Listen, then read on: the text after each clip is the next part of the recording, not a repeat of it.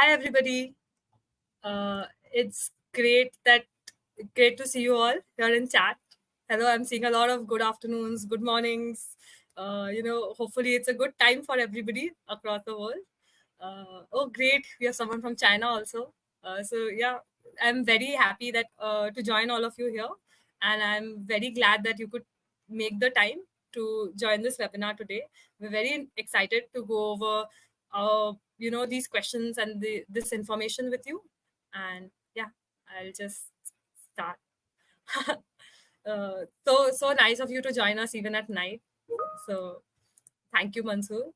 And yeah, okay.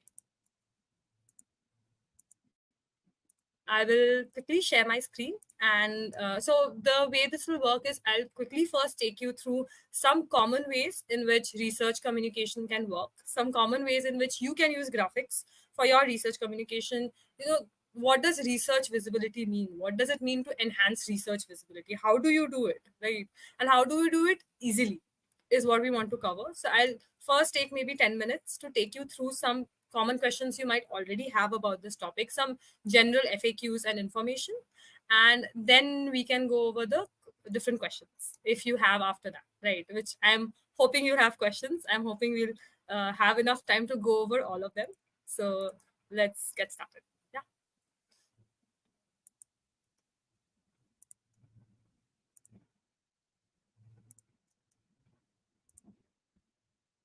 Okay. Um, so again, welcome everybody, and just a quick introduction of myself. My name is Rashi, and I've been working with editors for 5 years now. But I've overall worked in research, editing, scientific writing for 6 years, and I started out actually as an editor, but then I became very interested in research communication as a whole, and graphics as a means of research communication sort of became this passion project for me, where I became very interested in, okay, what is happening? Because I think we all know a lot is happening, right? It's a very exciting time for all of us. Like, we're trying to understand, okay, what is happening? Why are journals suddenly bringing all these new requirements in? What are all these new terms that I'm suddenly seeing in front of me, right? So naturally, being very curious, I started going out, researching this, trying to find out what is happening, how is this research landscape very quickly changing. And I'm hoping that maybe some of you will find this information useful that I will share with you.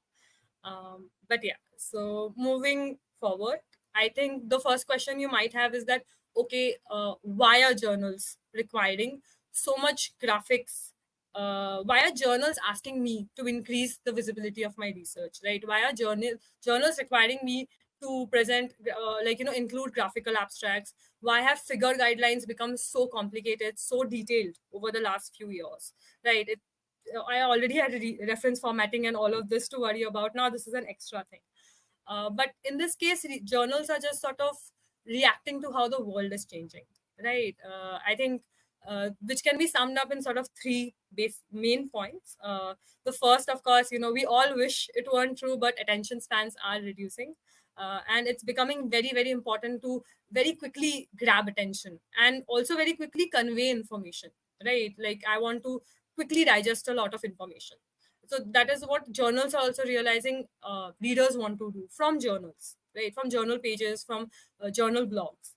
And the second point, even if as researchers, you're probably your attention span is probably way better than mine, and it's you're probably used to going through a lot of research. You're probably used to going through so much text on a daily basis, but then the amount of text you have to go through is also increasing, right? There's so many papers being published every day, and there's this pressure of keeping up with the latest publications, right? Like, you have to look at research that is a month old, 2 months old, 6 months old, is 2 years too old.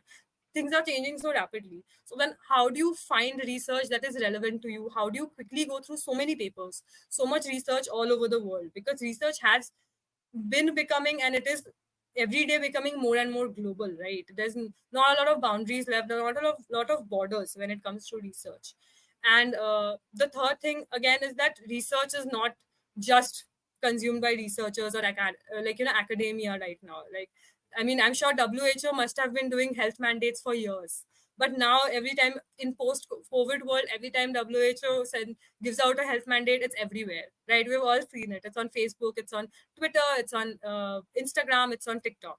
So then, research, there's a lot of people who are very interested in what is going on in the research world. So they want to know what is the new cancer drug that is being developed, what are new bacteria that can break down plastics, right? So the environment, science, medicine, healthcare, mental health, these are things that are not just being consumed by researchers, right? Everybody wants to know it. The general public is becoming more and more informed.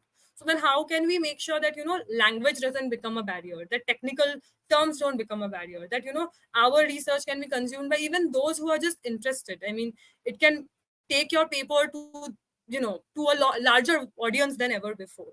So then these are the reasons why a lot of journals are realizing, okay, graphics helps us do this very easily, right? If I have a lot of graphics in my paper, then I can I can sort of circumnavigate the language barrier, because graphics don't really need you to be as fluent in English, or they don't really need you to know as many technical terms. Even if the term is unclear, maybe the graphic helps you understand it, right? So graphics have become very, very important in a very global research landscape, right? So that is why a lot of journals now are putting this emphasis, because ultimately more eyeballs means more eyeballs for your papers, right? It means more visibility. That's what research visibility ultimately is, right? It's more citations, it's more downloads, right? It's more people commenting on your research. Maybe someone reaches out to you. Maybe that's how you get your next co-author, right? Or your next idea, right? That is how research visibility helps you, and that is what journals are ultimately trying to also do. I mean, they also get more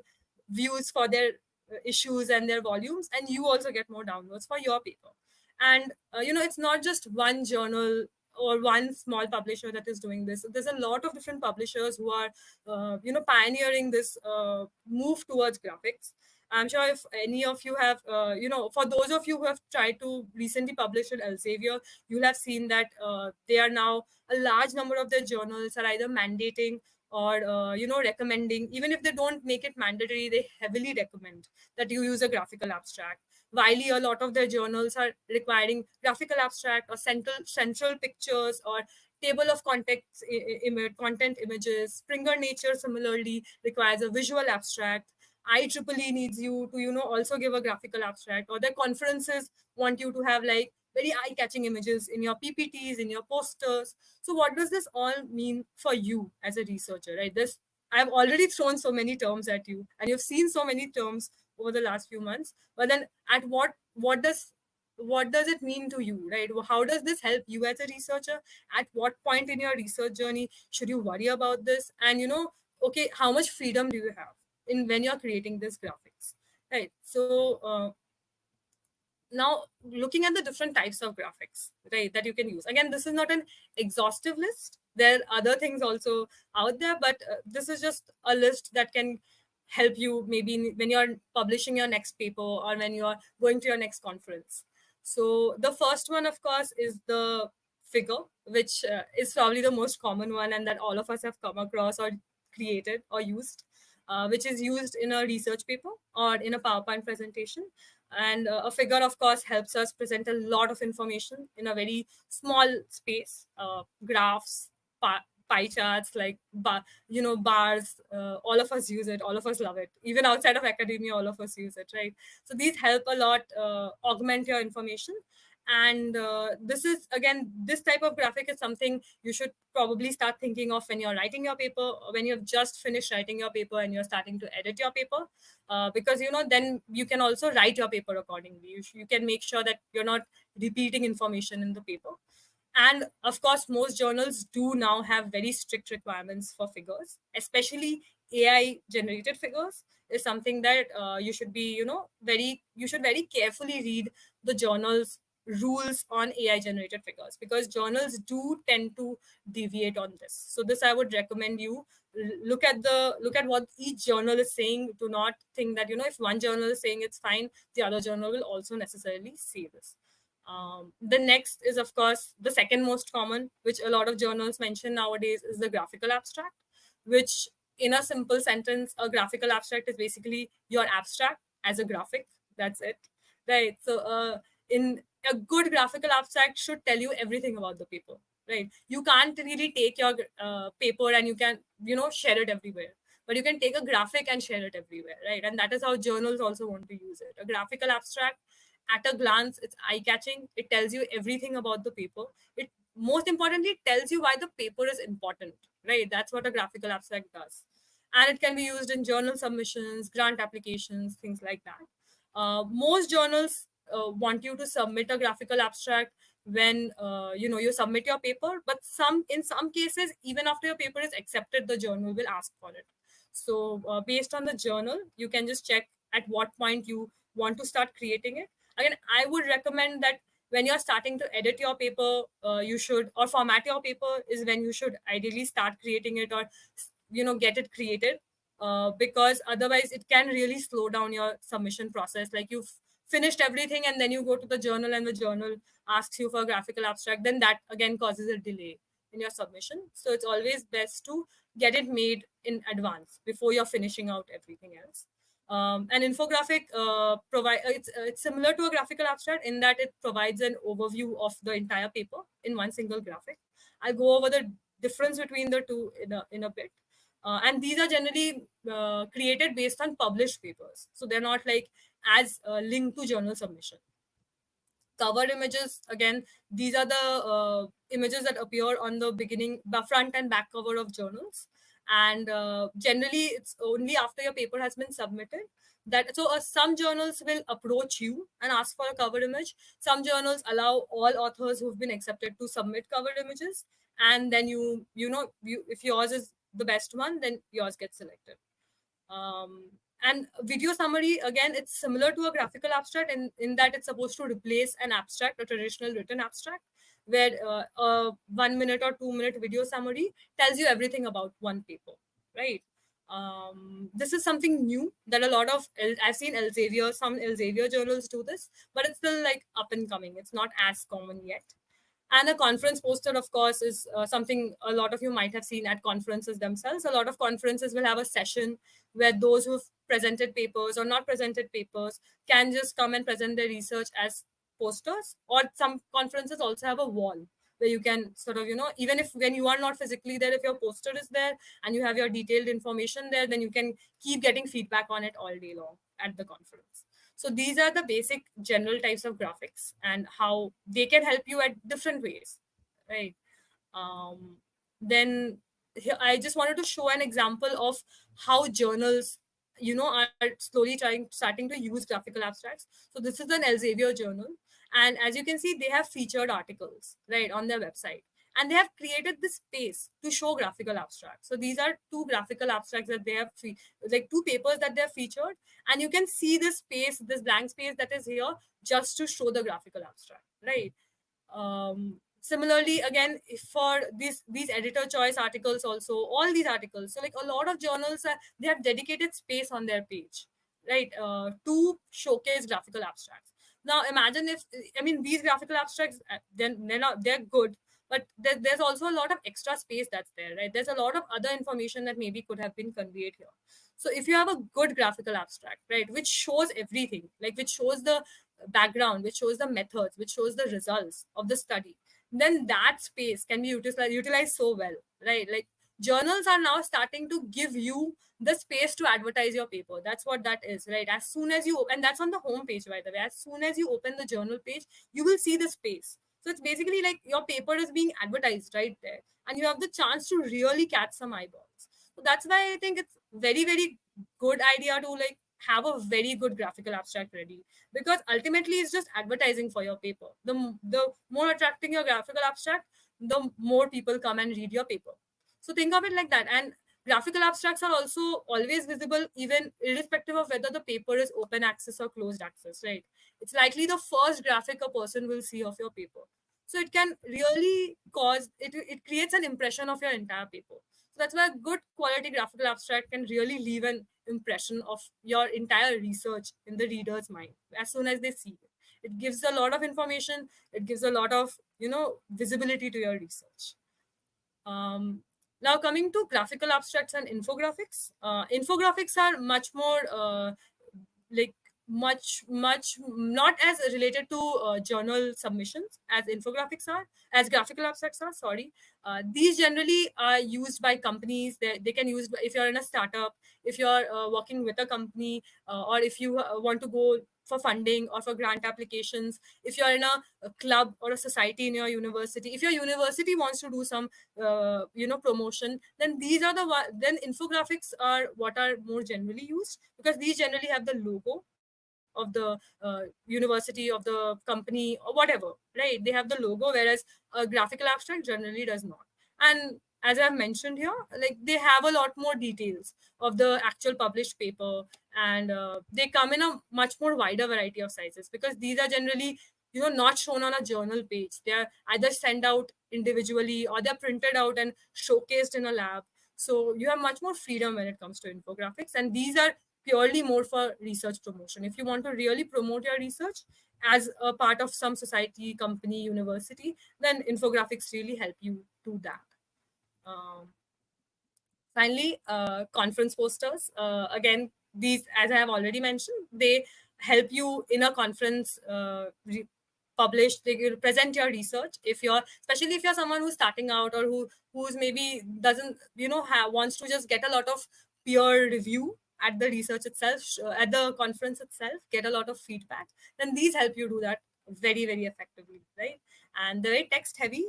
So, I would recommend always make sure that there's some balance. If your poster has a lot of text and not enough graphics, then people will sort of look at the ones that have a lot of text. But again, you want to convey information also, so they are very, very delicate balance conference posters require, but done well, again, you'll get a lot of eyeballs to your research. And finally, cover images.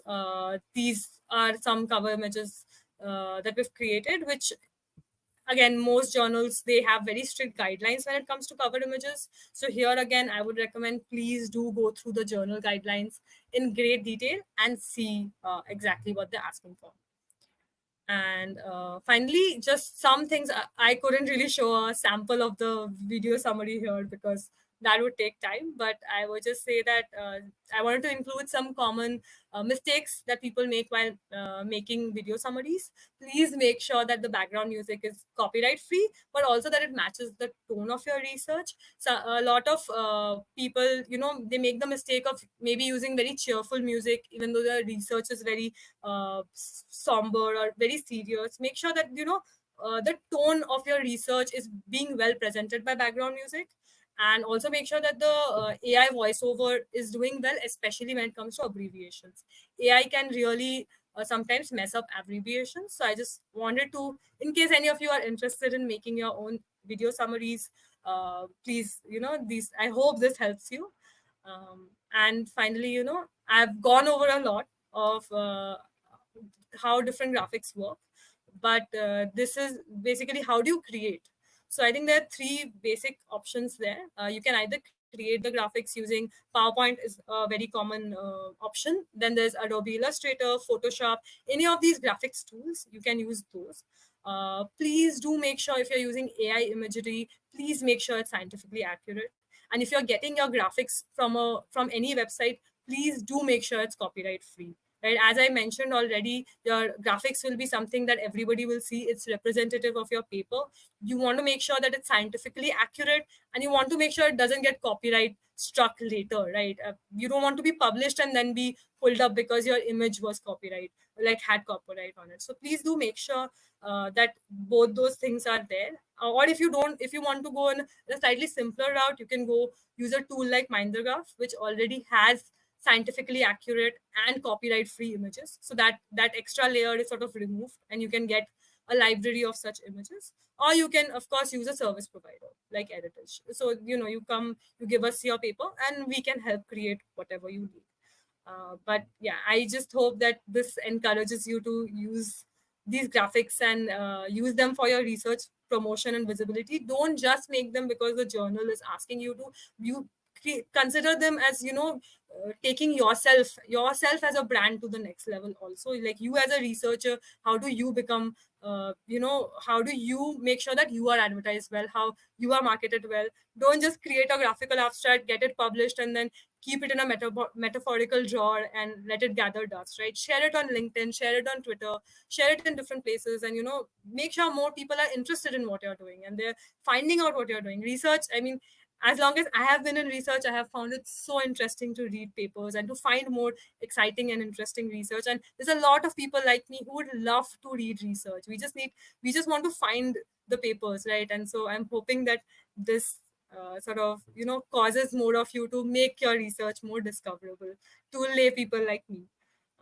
So yeah, so thank you so much, and I have included my email ID here. I'll include it in chat as well. If any of you want to ask any questions even after this AMA, or if you just want to talk about these graphic solutions, if you have any other further questions, if you come across anything else that I have not mentioned, please do reach out to me. Like I mentioned, this is a big passion project for me, and I would love to interact with you further on this topic. So thank you, and I think we can move on to the questions that are there. Yes, so we just to quickly answer, we will share the slide and the video recording both within a week. So we will do both. Yeah. Okay, so I'll quickly go through the questions. Please do. Okay, are these created by Mind the Graph software? No, the ones that I just showed, those were all created by Advertise's team. They were all part of the services that we provided. So these were created by the service team. But I can share some examples of graphics created through Mind the Graph later, maybe in the chat. So I will try to find those and share them with you. How can researchers ensure that their visuals meet the latest journal standards? I think this is a very good question, and it's a very difficult question to answer, right? Because journals are also evolving very quickly. Journals are changing their guidelines very quickly, right? We had years when journal guidelines never changed, and then suddenly now they're changing all the time. So how do you keep up? I would suggest that a good way to do it is, of course, go to the journal guidelines and check. But you can also go to the latest issues of the journal and check what sort of images they are using or they are sort of publishing. And you can also reach out to the journals themselves and ask them if they have any specific requirements for you. Maybe they can share examples. Like Elsevier does have examples posted on their website. Wiley has some examples posted on their website. Not every journal will, but you could always reach out to them and ask them for it. But yeah, generally the journal guidelines themselves will tell you. Most of them do have requirements. They will mention what the size should be, what the pixels should be, and what all information they expect you to include in it, right? They will say some journals, for example, they want you to focus on the results, right? Whereas some journals, they are more like, we want an overview of your research, right? So they will generally tell you, but if you're confused, please do reach out to the journal, or you can reach out to us also, right? You can write to us. We will see if we have previous graphics made for the same journal, or if our because we have technical experts who work on these journal guidelines, who create graphics for these journals, right? So we will try to answer your question. We will try to find the information for you. So if you're confused, you can reach out to us, you can reach out to the journal, you can look at just the most recent publications, but even that actually can sometimes be slightly misleading. So that I feel is some of the ways you can make sure that your graphics sort of meet the standards of journals. What tools or software do you recommend for researchers who aren't tech savvy but want to create high quality visuals? I think Mind the Graph is a good one that I have personally tried out. The reason I'm mentioning Mind the Graph is just because I have tried it. So I don't want to recommend other software that I have not tried as much. I can't vouch for it as much. But I found Mind the Graph pretty easy to use. I also tried Canva, but I did not find it as easy to use because, I searched for heart in Canva and all I got was emojis. So I was like, okay, how do I find an actual heart, a scientific, accurate drawing of a heart, right? So these were some issues that I found in the more, or Shutterstock, for example. Right? Shutterstock stock has, but then Shutterstock, you have to download the image and you have to put it in your PPT, and there's all these extra steps involved. So for me personally, as a user, I found Mind the Graph pretty easy, pretty intuitive. But you can always try different things and figure out what you want. But I agree, it's sometimes it can be difficult for those who aren't, because I myself am not very tech savvy, honestly. So that's why I found it quite easy to use. Um, are there any specific ways to enhance research visibility in abstract STEM fields, such as pure mathematics or theoretical physics, that you know of? This is a very interesting question, because I feel like, from what I have seen, these are the fields that are sort of not using graphical abstracts as much. Even I have not come across many pure mathematics or theoretical physics journals that are using, at least compared to life sciences or medicine, right? Or even humanities or engineering. These are places where graphics are being used more often. But for you to enhance research visibility, you can always get infographics made for yourself, or you can make your own infographics. Infographics are a great way if you yourself want to increase your research visibility, right? A graphical abstract or an infographic is a great way to do this, because even, like, because these focus on the results of your research, right? They're the key takeaways of your research, because sometimes the methods can become slightly difficult for people to understand, right? Because it's such a some theoretical physics, or pure mathematics, sometimes it's not as easy to understand. But the key takeaway, the conclusion, right, that can often be very easy to understand. And something like theoretical physics is probably easier to understand in graphic format, right, than it is in written format. So I would recommend maybe try out making a graphical abstract, or try getting a graphical abstract made, and see how that helps you. So, like, share it across social media, see how that gets more eyeballs for your paper. So I hope that answer helped. Uh, what about the research topics in early childhood education? We have created some graphical abstracts for education, or for psychology subjects, like different humanities subjects. Again, like I mentioned, I don't think anybody should feel that humanities is any further behind when it comes to research promotion. I think graphics are very well used, in fact, in humanities fields. So you can always create, even if you're using surveys, even if you're using questionnaires, those can be very well, like, what is the demographic of your survey, how are you doing your research, those can very easily be shown through graphics, right? If you have a very diverse group of children on whom you're doing your research, then that can be shown so well through a graphic, right? So even for these topics, I feel that you can use these graphics easily. So I would say, again, try it out. If you want, you can, if you have very specific topics that you would like to explore, you can reach out to me, and I will check with our design team what exactly we can do with you. And I think that would be very interesting for both you and me to see what we can do. So yeah, let's, if you want, please do reach out to me. Mind the Graph software can be used free. Yes, there is a free version of it. There's, of course, a paid version, but please do feel free to go and use the free version, and try it out and see how you find it. So, yeah. And the free version does give you access to the library of different images and infographics. So, please do go ahead. What services do you recommend for researchers who need help creating professional visuals but lack the time or resources?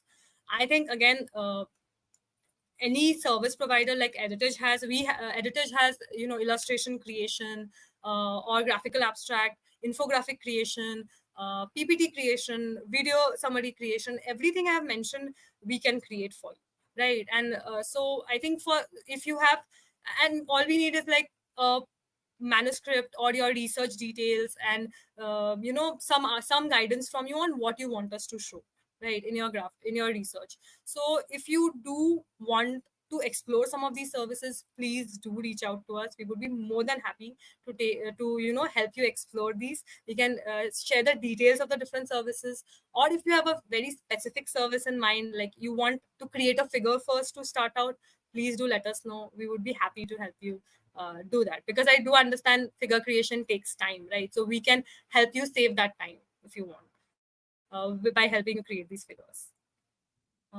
Are there any affordable options for researchers or institutions with limited budgets to access high quality visual content creation services? Um, I think for these services, you can please, again, I'm again mentioning, please do reach out to us right now at the end of this session. I think my colleague will have already posted it, but everybody who's attended, we are giving you a 10% off coupon code. So you can just come and opt for any of these services and apply the coupon code, and you will get 10% off. But even then, if it doesn't match our budget, please do reach out to our customer service team. We will work with you to see how much we can match your budget. Right? Again, this is something that we do want to help you do. So please, reach out to us. Let us know what your budget is. Let us know what you want, and we'll work with you accordingly. And for now, there's the coupon code also. So please, feel free. Uh, you have any tools or a library for creating graphical abstracts? Mind the Graph, I would recommend. That has some templates also, so you can go and you can select a template, and you can just add different visuals and create a graphical abstract there. So that's a pretty good way. What's different between table, figure, and graphic in the research? We use graphic. It's essential in the paper. Okay. I think between a figure and a table, it's just different ways of showing the same information, right? Like, it's again how much information you have to show, and how comfortable do you think readers will be? Because what happens often is that you know your research well, right? So it seems sometimes things seem very obvious to us. We read something and we think, yeah, this is obvious, it's not difficult to understand, because we have sat with this research for months. But sometimes you just need to take a step back and think, okay, for someone who's reading this for the first time, how easy is this to understand? Would this be easier to understand as a table? Would this be easier to understand as a figure? And then, okay, how do I make this even better, even easier to understand? So I think, if you again have any specific examples in mind, Mansoor, please, you can reach out to us, because I would like to understand more about this question that you have, about what is essential in the paper, and why you think you don't use graphics as much. Because I would argue that figures are also graphics. So if you think there's any specific thing that you want, you can please reach out to us.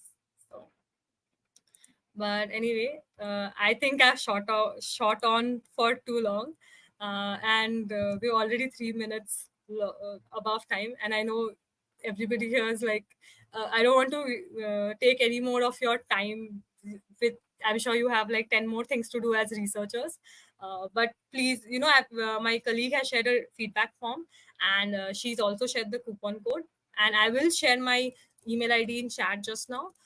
If you have further questions, if you just would like to talk about this topic, if you want more understanding of anything I have said, please do reach out to me. If you are curious about any of our services, Mind the Graph tool, you can reach out to me, you can reach out to customer service, whichever is more comfortable for you. And any other questions that I was not able to answer, I will answer after this in chat, or we will reach out to you separately with answers. And we will share the recording and the slides with you within a week. So I hope you found this useful. I really, really do hope. And I'm very happy that I was able to do this. And thank you so much